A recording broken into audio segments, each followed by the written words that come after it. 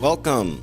My name is Tucker Johnson, and I am your instructor today as we all experience Nimdzi Live Learning. This is an installment of Workshop Wednesdays, which is a special series that we've been doing every Wednesday. Tune in to Nimdzi's LinkedIn channel, Twitter channel, YouTube channel, Facebook channel, and you can experience a taste of Nimdzi learning. We do a bunch of different workshops for a bunch of different people, and we wanted to share those with the world, not just our paying clients. However, if you are a paying client, then of course, thank you for that, and reach out to your customer success manager here at Nimdzi so that you can understand how you can schedule your own private workshop for your team.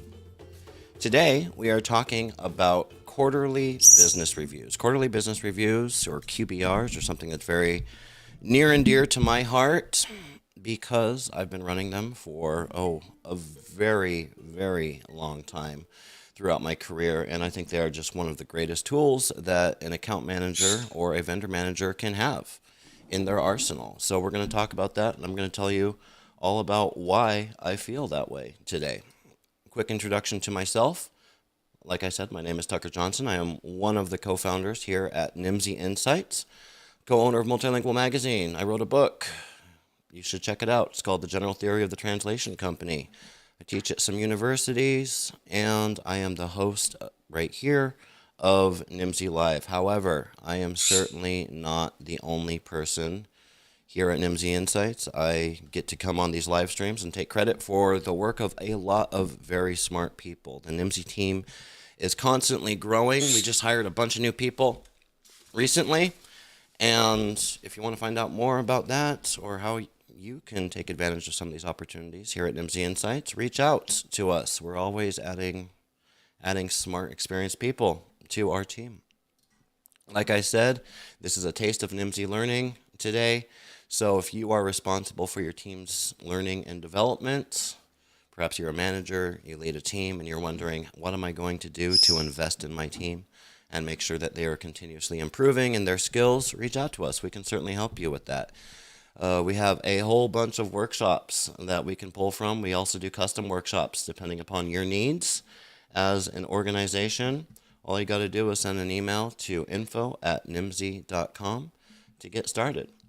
Now, before we get into it today, this is going to be, hopefully, I plan this as kind of a short workshop today.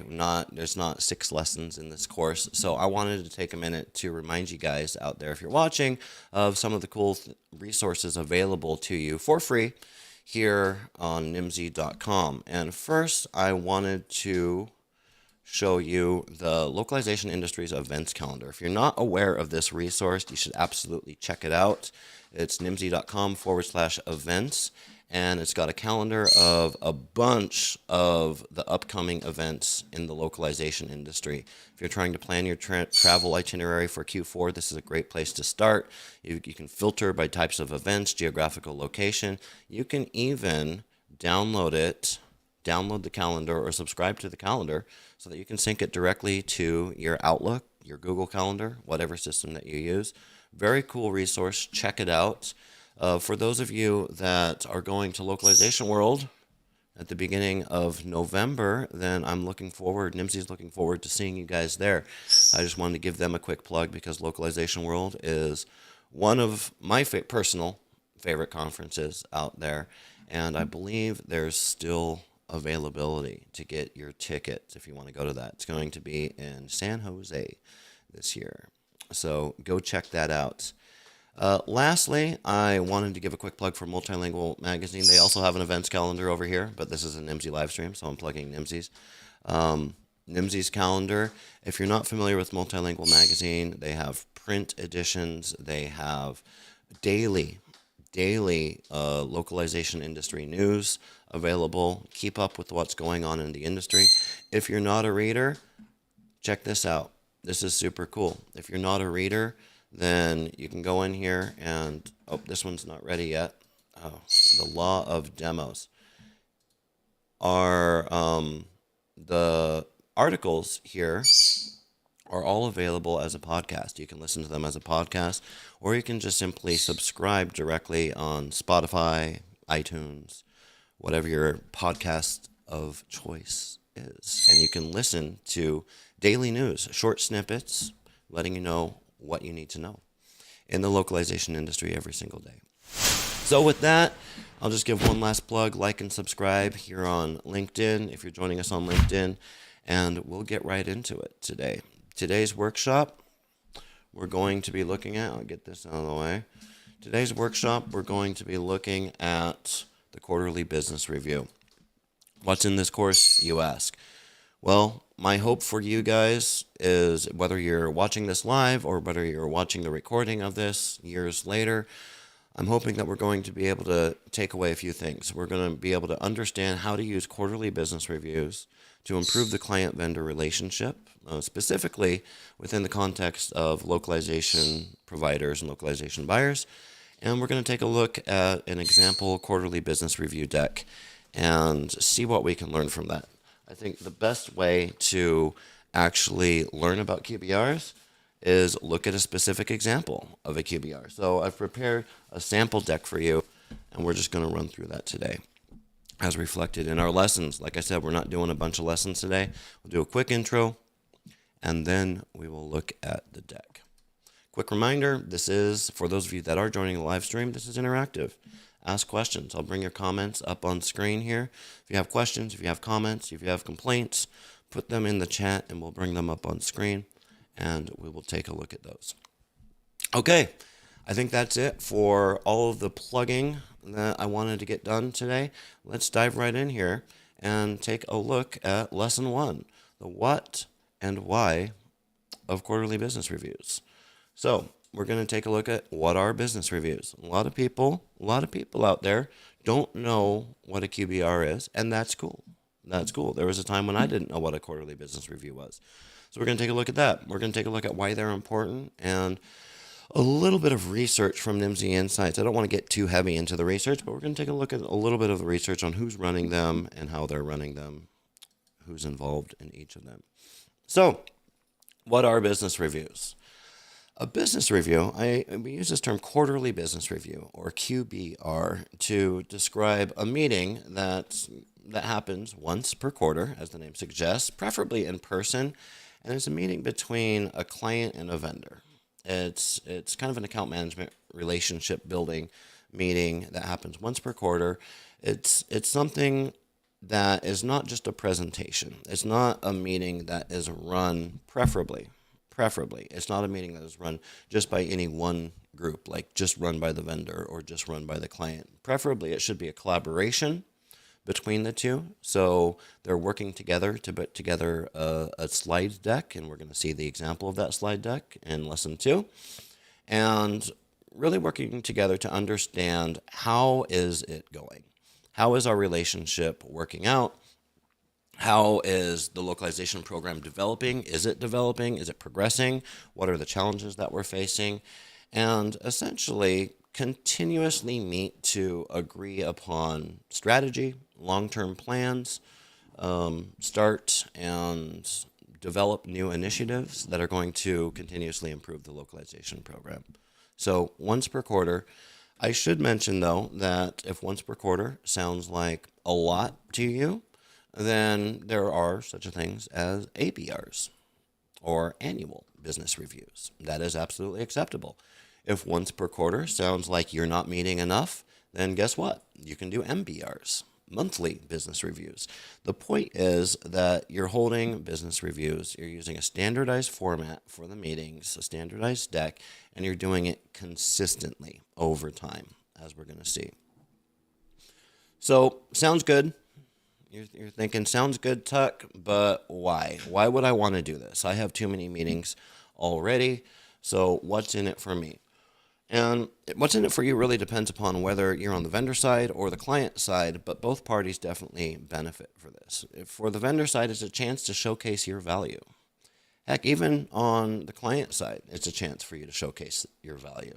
You know, if you're feeling like you're not getting enough love from senior management, then hold quarterly business reviews with your supply chain and invite that senior management to your program. It's a great way for them to get to understand what is it that we're doing. Especially for those of us in localization, localization is often misunderstood by senior management. So this is a great way to invite your management team into your space and start to help educate them on the benefits and the challenges of localization. Quarterly business reviews are where you're going to define your goals for next quarter. If we're not tracking towards goals, then we're not making progress. So quarterly business review is a great formalized way to do that. And of course, each quarter, you're going to follow up on previous goals. For vendors out there, this is a great opportunity for you to talk to your client, get in the same room with them, and ask for some visibility. What's coming down the pipeline? What do you got in store for us? This is a big pain point for a lot of suppliers out there, that the unpredictable nature of a localization program. So in a quarterly business review, you can say, hey, what you got coming, so that we can plan for that, so we can start aligning resources right off the bat. And in conjunction with that, you can ask for new business. This is a great sales tool for all my vendors out there. And I'm kind of giving away the secret here to any clients out there that Nimdzi holds QBRs with. And Nimdzi does hold QBRs with our clients. But this is a great opportunity to not just ask for what's coming down the pipeline, but say, what's coming down the pipeline and how can I help you with that? How can I continue to add more and more value with you through doing more and more business with you? And if nothing else, if I haven't told you on any of these points, it's just a great opportunity to get quality face time with your vendor, with your clients. FaceTime is super important when it comes to building trust with your teams, between teams, and anytime that you can get together in a collaborative, goal-driven environment and have open and honest and trusting conversations about the status and future of your program, that's a win. That's a win. So quality FaceTime is definitely a key point there. Let's look, let's look at some quick research that Nimdzi Insights has on QBRs, just to understand who's running QBRs, who's attending QBRs, who's managing those QBRs. First one, do you run QBRs? So we surveyed a bunch. Oh, I don't have the statistics for you. I'm sorry.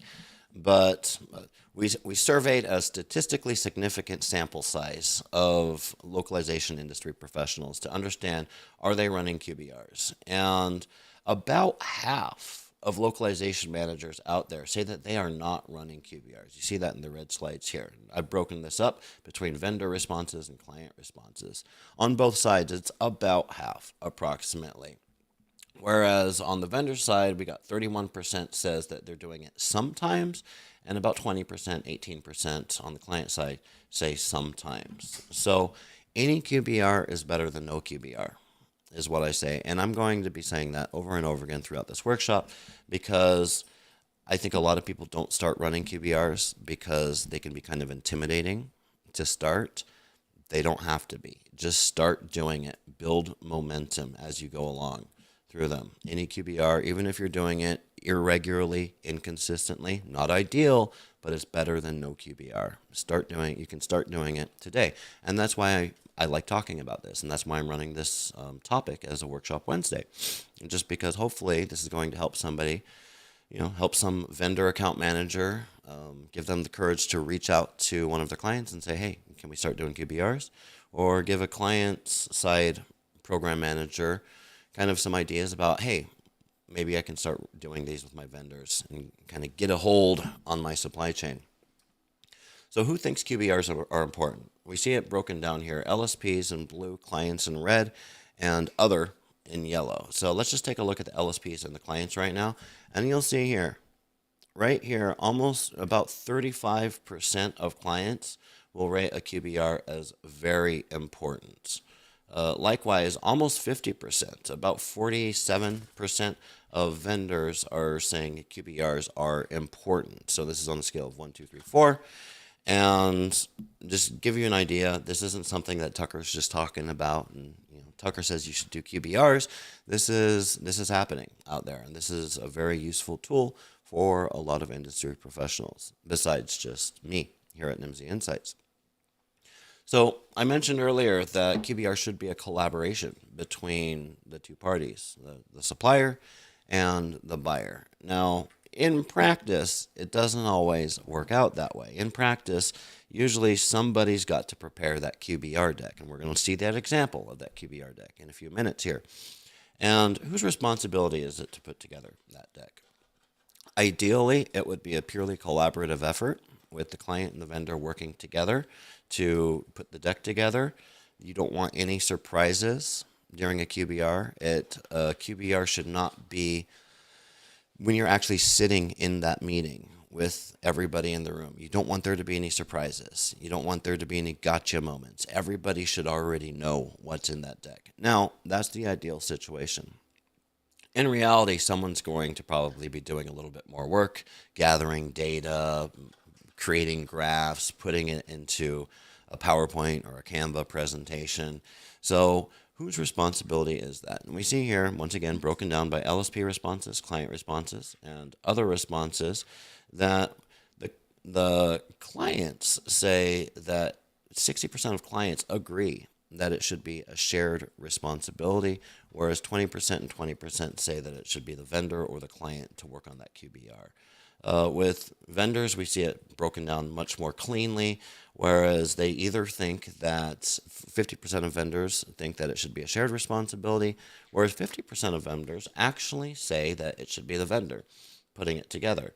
And I think this reflects the fact that clients are busy, and a lot of times clients, buyers of services, they're very busy and they don't see the value of having a QBR. So the vendor actually will take on a lot more of that work so as to not take up a bunch of their client's time.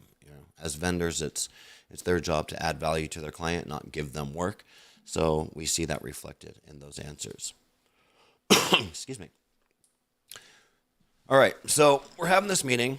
We're working together collaboratively with the vendor and the client. They're working together to put together a deck. We've got the meeting on the schedule. Who are we inviting to that meeting? And we see here and actual data from people out there that are running QBRs. We see client project manager, client upper management, client language manager, vendor project manager, vendor upper management, vendor language manager, vendor account manager, and vendor engineers. And I have this graph displayed in order of top to bottom, more or less, but of course the responses are broken out between LSP's clients and other responses.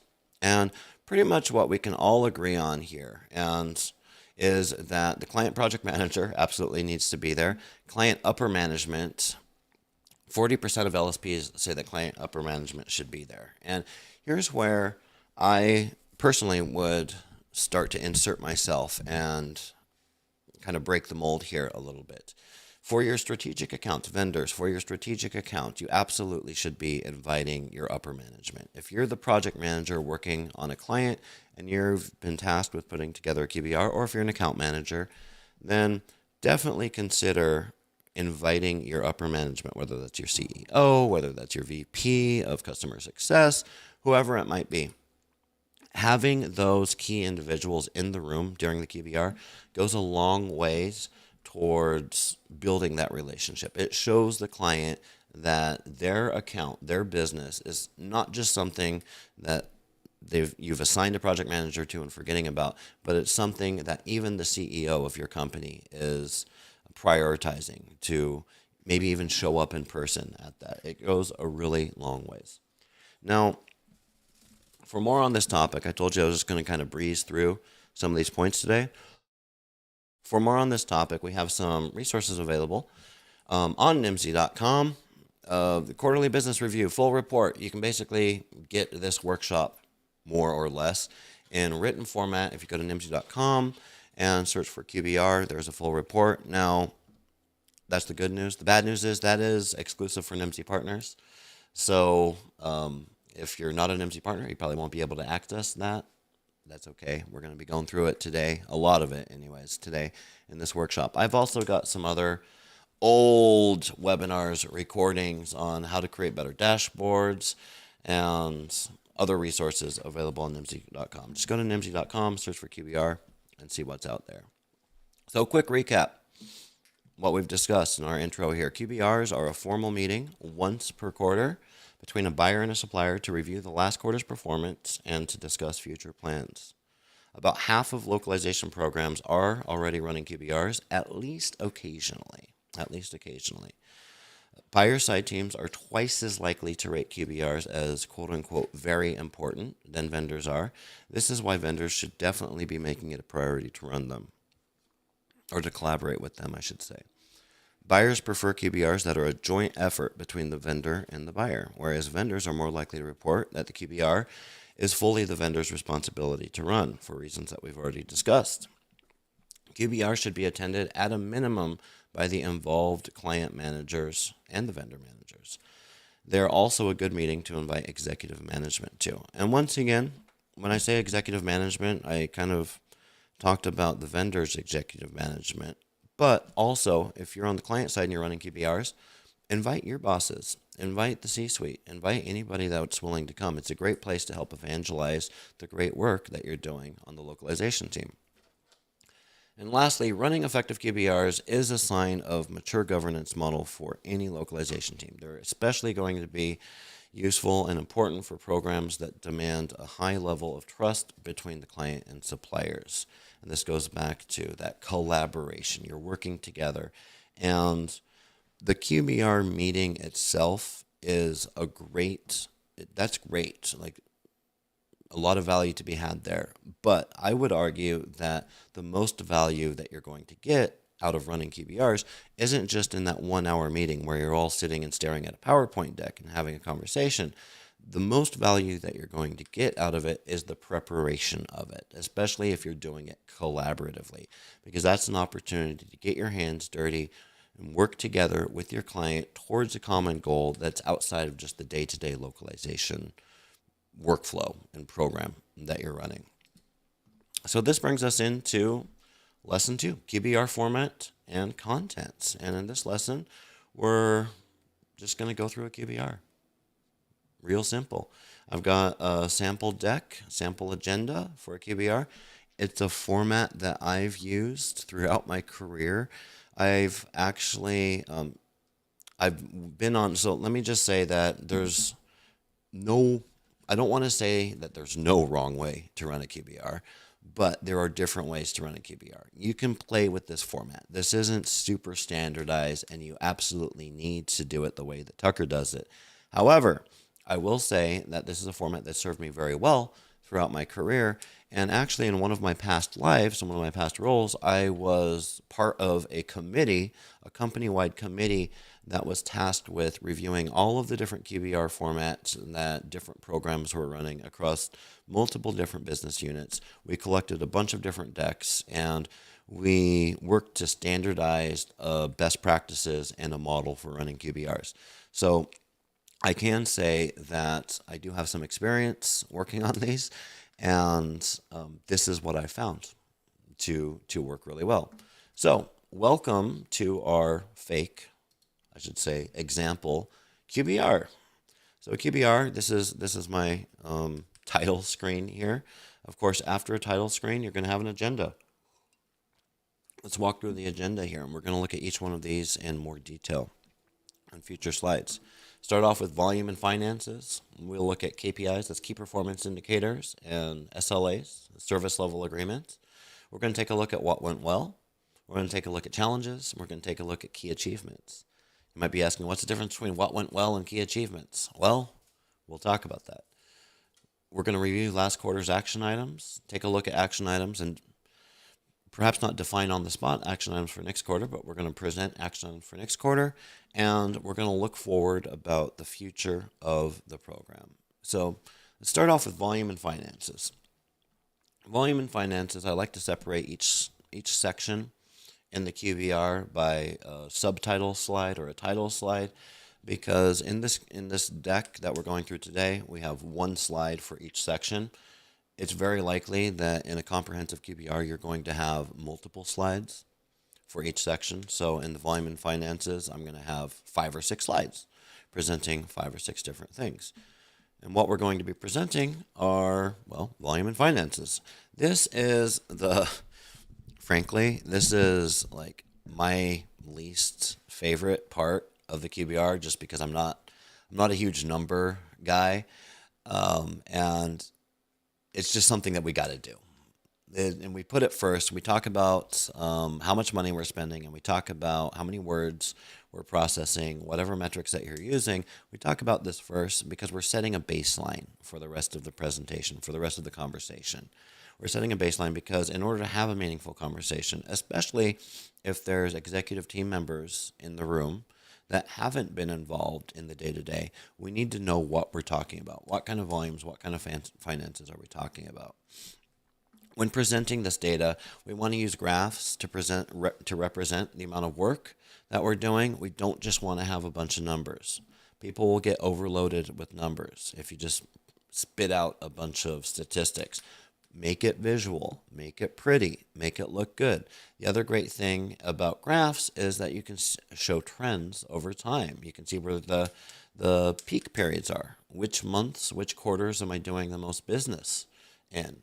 Where are the peaks? Where are the valleys? We can break it down by the volume of work, like word count, hours. You can slice and dice the data however you want. But with that, showing the trends over time, you can't do that probably if this is the first QBR that you're running, because maybe you haven't collected that data before. But remember in the introduction, I said ideally you're going to be running QBRs on a consistent schedule. So once a quarter, every quarter, because what that's going to allow you to do is actually show those trends over time. The more QBRs that you do, the more data that you gather over time, the more valuable that data is going to be, because it's going to allow you to identify much more useful information. Moving on from the raw metrics of volume and finances, we'll take those metrics and turn them into KPIs and SLAs. Really just KPIs. I use KPIs and SLAs because a lot of us think that they're the same thing, and reference my other workshops for why that's not the case. But let's just talk about KPIs today. So if you're tracking KPIs, and you should be tracking KPIs, because KPIs are going to be what turns that blob of data into actual actionable insights. So you absolutely should be defining and tracking towards KPIs. So this is where you're going to be reporting on them right after the data section.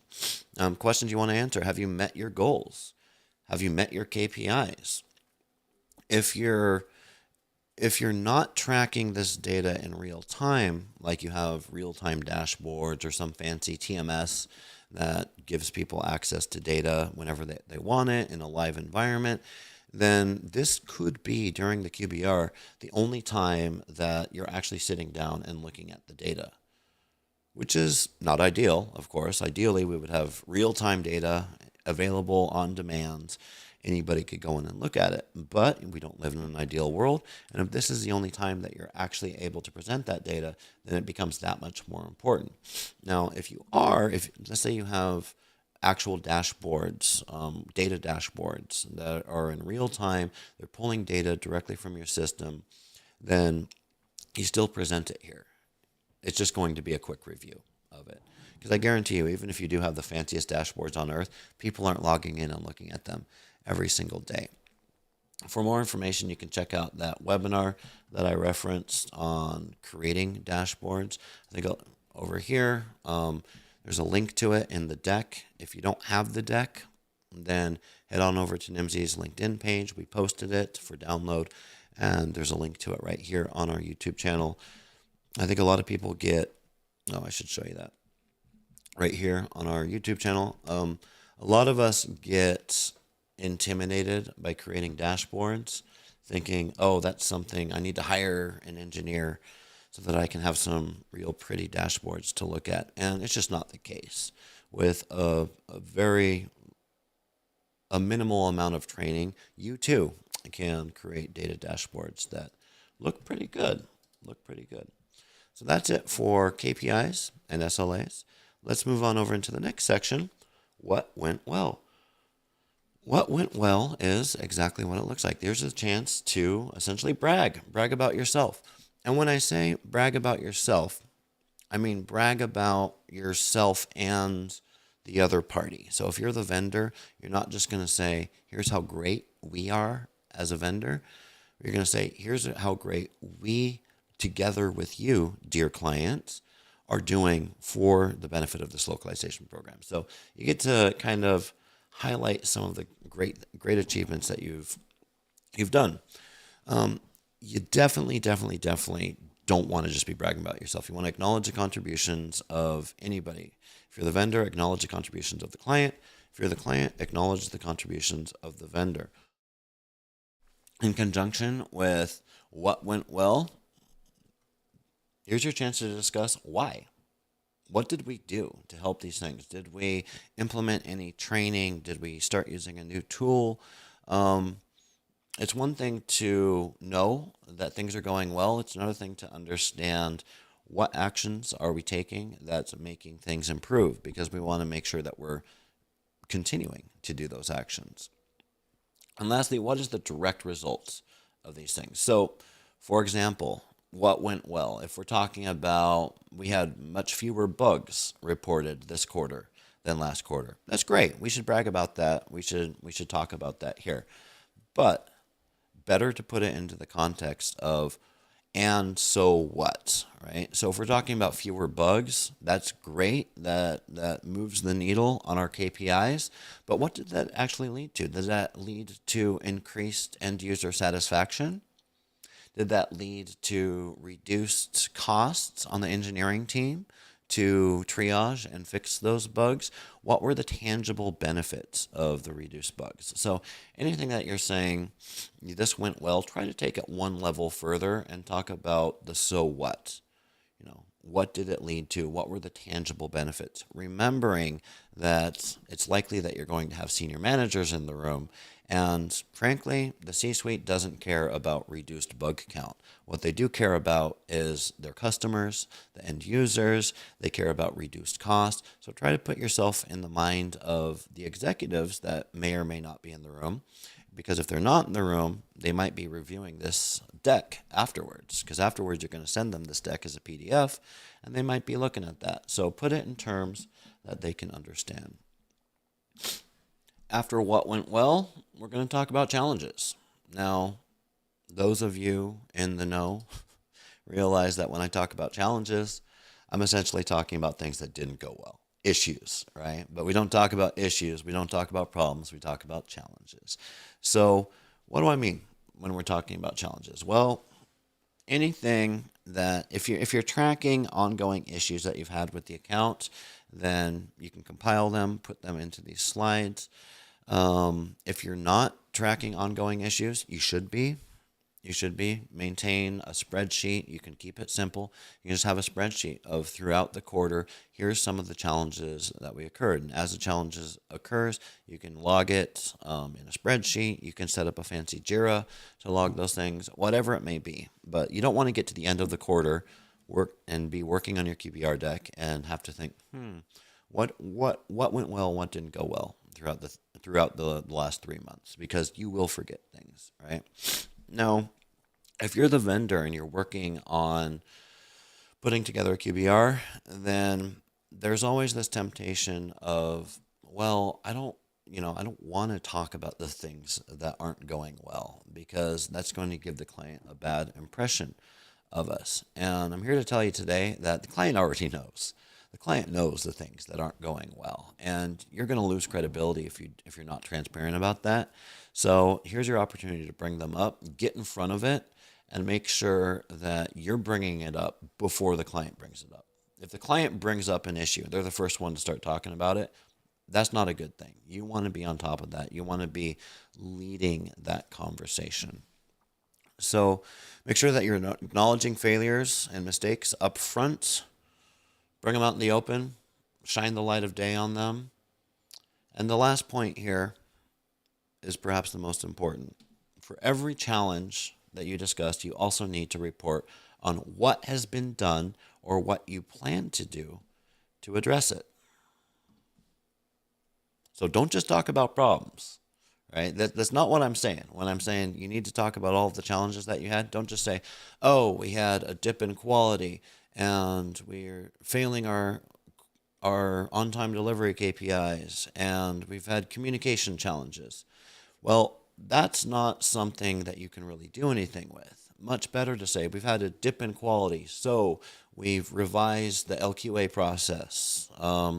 We are struggling with on-time delivery, so we've hired an additional project manager to help provide more bandwidth on the account. You need to be providing the solutions to those challenges. If you don't have a solution already in place, then here's your opportunity to propose them. You don't, I'm talking to the vendors out there especially, you don't want to present just the problem without providing the solution. I'm talking to the vendors, but I'm also talking to the clients out there that are running QBRs. Because remember, your boss might see this deck one day, and you don't just want them to see all of the problems. You want them to see what you're actually doing to work on it. All right, so we talked about what went well. We talked about challenges, which is what didn't go well. Now, I like to include a section called key achievements. Now, you may be thinking, what's the difference between what went well and key achievements? What do I put in the what went well and what do I put in the key achievements? My answer to that is, I'll give you a serious answer in a bit, but my first answer is essentially, I don't care. I don't care. That's not the point. The point is I like to use this sandwich method of feedback that we've heard before, where you start off saying something good, then you start off saying something negative, and then you wrap it up by saying something good again. So you sandwich the negativity between two positive places.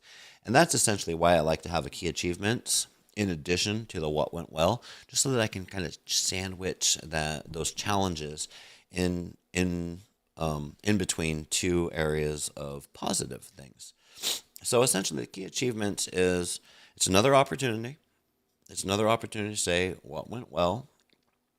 I like to focus more on high level things in the key achievements. So when I'm talking about what went well, I'm talking about, we had really great quality scores.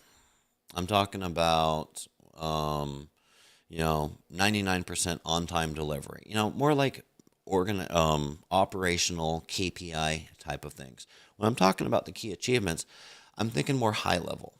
I'm thinking more strategic achievements. So did we roll out any new initiatives or complete any initiatives? Did we onboard a new technology?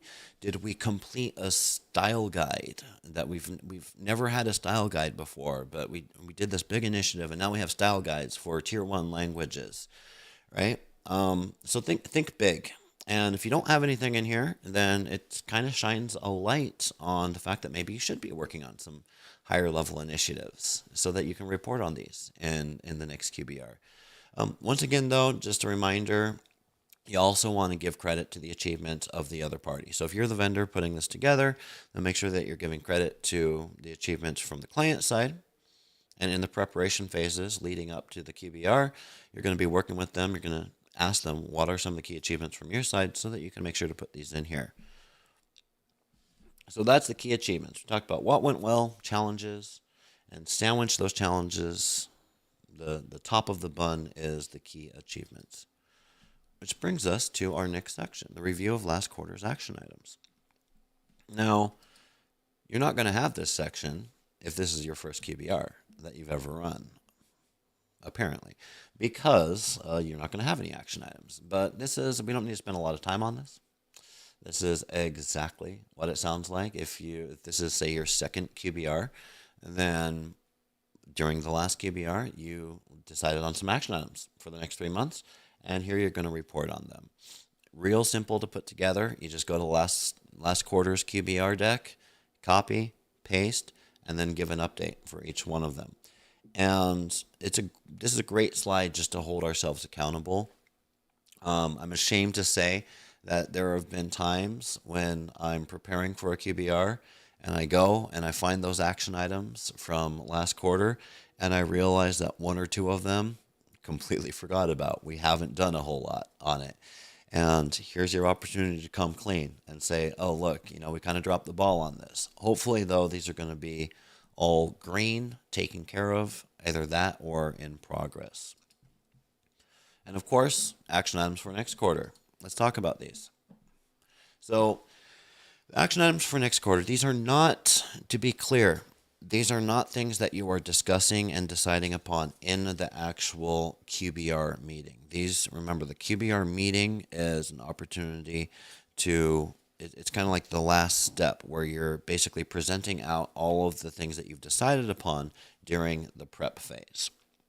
So I'm not saying at this point in the presentation you're going to open it up for brainstorming on what are some of the action items we should have next quarter. No, you're doing all that beforehand. And here you're simply reporting it out and clarifying with a larger audience, preferably in the room. So essentially you're going to be making commitments on action items that you're going to be taking care of for the next 3 months. Be specific. Because if you're not specific and you're not defining action items that are specific, measurable, achievable, relevant, and time-bound, those SMART goals, those SMART action items, then you're going to have a hard time reporting out on them next time. So talk about not just what you plan to do, but how you plan to do it. And then during the next QBR, you're going to be able to take a closer look at those and report on your progress. This is your opportunity to get that buy-in from the client from anything that you might need their help on. So not everything, if you're a vendor, not everything can be managed by you. And this is your opportunity to get everybody in the room and come to an agreement and get that buy-in, because you're going to need to be asking for their help. Likewise for the client, this is your opportunity to put your vendor on the record and say, look, we agreed to these things. So no excuses. Here's what we're going to be working on in the next 3 months. And lastly, we have our final section, which is looking forward. Now, I'm going to be talking about this from the perspective mostly of the vendor, but I'm also going to try to loop in some thoughts and insights and perspective from the client side as well.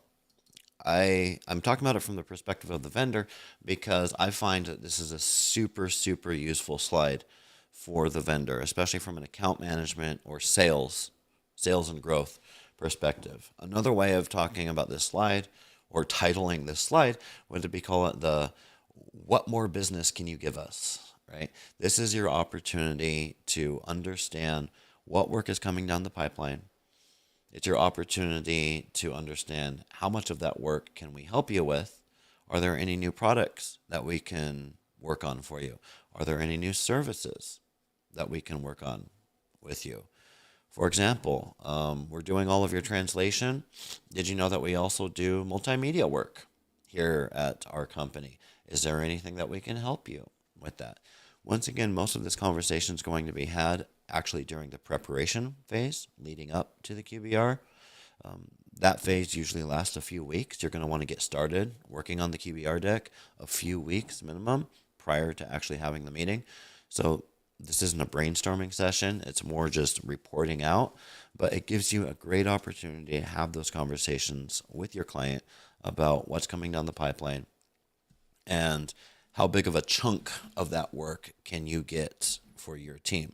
Now, if you're the client, this is also a great opportunity to ask your vendor about what internal things are happening on their side. Vendors are doing localization suppliers are doing interesting things every single day, and not all of them are for-year program. They're developing new tools, they're designing new processes, they're hiring new experts, they're working on some cool stuff, and a lot of that, most of that, I would say, you don't even get to hear about on your side. So this is your opportunity to ask your vendor, well, what's some of the cool stuff that you're doing for your other clients, right? Are we getting the best technology? Are we getting the best services? Are there any cool new things that we need to know about that you guys are working on your side, or just in general that are happening in the industry? And if so, maybe we can define some action items to explore those further and explore the benefit of implementing those things for our program. So that's it. The last slide is, of course, generic thank you slide, or you can have a question and answer period is always good, especially if you have other stakeholders in the room that weren't so heavily involved in getting it together. So just to recap some of the things that we talked about as we went through the sample deck here. Format, once again, it's flexible. It's flexible. You don't need to use my exact formats. I like my format. I like my format because I've spent a lot of time defining and refining that format. But hey, you do you. It doesn't matter. The key thing, though, is keep it consistent. You want to keep it consistent from quarter to quarter. You want to be reporting on the same KPIs quarter to quarter, because that way you're going to be able to have some level of predictability, and you're also going to be able to identify meaningful trends, not just in the volumes and finances, not just in the KPIs, but in the what went well section, in the challenges section. You're going to start to identify over time if there are certain things that you need to be keeping an eye on. A good QBR agenda. We started off this template with an agenda. It tells a story. It tells a story, just like any good agenda. It takes the attendees on an informative journey. Once again, there should be no surprises during a QBR meeting. There should be no surprises. There might be surprises preparing for the QBR meeting because you're gathering data, you're collecting data from the vendor, you're collecting data from the client, you're analyzing it, you're putting it into graphs, and you might gather some insights during that period. But those should all be discussed and somewhat resolved before you actually sit down in a room and present the QBR deck. Those challenges, for example, any challenges identified in the preparation phase, once again, they absolutely need to have proposed solutions or actual solutions presented alongside them. Action items holds us all accountable. Any action items that you reported last quarter or defined last quarter absolutely need to be followed up on during this quarter's QBR. That keeps everybody accountable. And for vendors, especially, the looking forward slide is perhaps the most important slide in the whole presentation, because this is your opportunity to essentially ask for more business. I like to say this, is that from a vendor side perspective, that's the only slide that matters. All of the other slides and all of the work that we do, the weeks of preparation that go into creating the agenda, the KPIs, the what went well, what didn't go well, all of that work is so that we can get to the slide and say, what more you got for us? How can we continue to add more and more value to this localization program moving forward? The most important slide from a vendor perspective. So, recapping our course. Quick lesson today, 2 lessons. A few key points I want to hit on. The only bad QBR is the one that you don't do. Do not be intimidated by the complexity or the amount of work that goes into it. We just ran a QBR here at Nimdzi last week that was 23 minutes long. It was not that in-depth. Now, we've been running those QBRs with this client for a few years now, so we've got it down to a science, but you don't need to go crazy. Some clients will go crazy. Some clients have all-day QBRs. I've worked on those before. Hundreds of slides. Doesn't need to be like that. The only bad QBR is the one that you don't do. So don't be intimidated. Jump right in. Where possible, make sure that you're doing them in person. It's a great opportunity to invite yourself as a vendor to go visit the client on site. It's a great opportunity as a client to invite your vendor to come on site and get to know your team, your location a little bit better, or to go visit them. Have a destination. Use it as an excuse to use that travel budget. Invite your key stakeholders from both companies. The C-suite, if you're the vendor, bring some senior management. If you're the client, bring your boss. It's a great opportunity to help them understand what it is that you do. But because your bosses are in the room, make sure that there's no surprises. It's not the time for surprises, especially nasty surprises. It's the time to report on findings. and come to an agreement. Vendors absolutely need to collaborate with their client. Remember that the majority of clients out there prefer a collaborative experience when putting together a QBR. There are no hard rules to this, just to reiterate. Just make sure to follow through on all your commitments. Hold yourself accountable. Use this as a tool for holding yourself accountable. And you vendors out there, do not let the conversation end without asking what else is in the pipeline, what you got coming. Is there any more business for us out there? Your quota holding salespeople will thank you profusely for that. And with that, thank you. I've got my generic thank you slide here. Thank you all very much for joining this episode of Workshop Wednesdays here at Nimdzi Insights. Just a reminder, if you or someone you know is responsible for your team's professional development out there, reach out to us. We can help you with that. These Workshop Wednesdays are just a small taste of the many different workshops that we do here at Nimdzi Insights, including custom workshops to fit your specific needs. So if you'd like to find out more, if you'd like to schedule a boot camp, we're doing several boot camps for clients right now, which is essentially like where you have one workshop a week for 3 months and whip that team into line. Have some consistency and ongoing learning for your team. So if that's something that's interesting to you, make sure to reach out to Nimdzi Insights and ask for options about Nimdzi learning.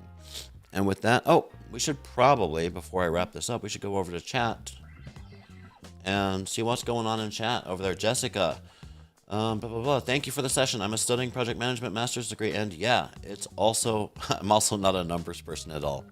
Yeah, join the club, Jessica. Well, if you're studying project management, then Godspeed, because you kind of have to be a numbers person. That's my experience anyways. But it's okay. That's okay. You can learn to love it. And Addie, how are you? Thanks for the session, Tucker Johnson. Addie, Renato's headed your way. He just got his yellow card. He is booking a trip to Ghana to come spend some time with you there. I know he's very much looking forward to that. So good to see you in the comment section, Addie. Anyways, no questions, just comments. That's awesome. With that, I'm going to bid you a good day, and we'll see you next week for Workshop Wednesday, which I don't think I have a topic. So I'll work today to get something scheduled. Stay tuned. Follow Nimdzi Insights so that you can get those updates. Have a great day.